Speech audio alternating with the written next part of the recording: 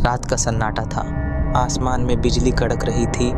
एक पुरानी सुनसान सड़क के किनारे खड़ा था राज पैलेस सिनेमा। एक पुराना थिएटर जहां कभी भीड़ उमड़ा करती थी, अब केवल खामोशी और अजीब सी ठंड महसूस होती है।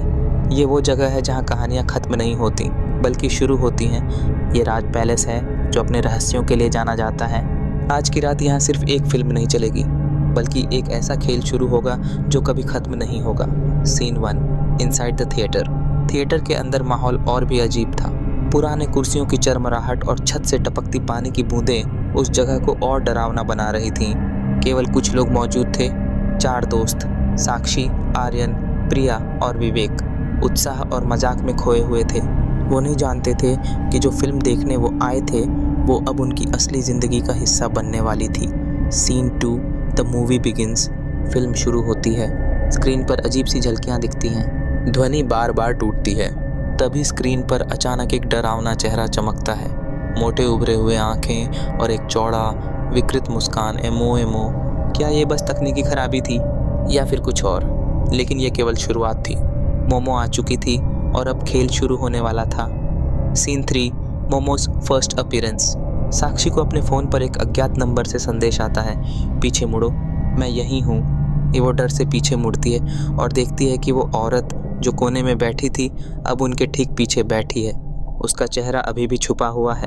डर जो पहले सिर्फ एक विचार था अब हकीकत बन चुका था। साक्षी ने उस औरत के चेहरे को देखने की कोशिश की, लेकिन शायद वो कभी ये चाहती ही नहीं थी।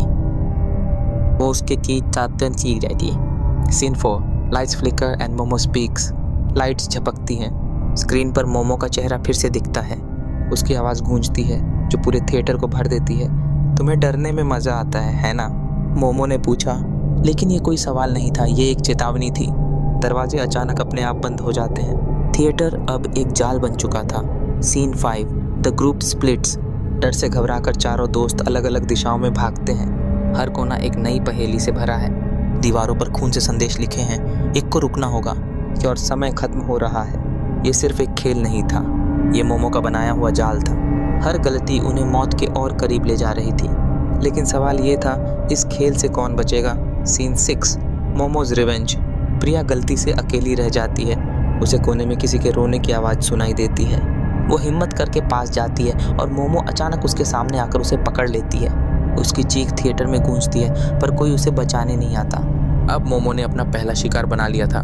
प्रिया का शरीर तो वहीं था, लेकिन उसकी आत्मा कहीं खो चुकी थी। अब 3 बचे थे, लेकिन मोमो का खेल अभी खत्म नहीं हुआ था। Scene 7, sacrifice and survival. Vivek और साक्षी मुख्य हॉल में पहुंचते हैं। स्क्रीन पर मोमो दिखती है जिसमें प्रिया और आर्यन को फंसा हुआ दिखाया जाता है। मोमो विवेक से कहती है, अगर तुम बचना चाहते हो तो उसे साक्षी मार दो। ये विवेक कांप उठता है।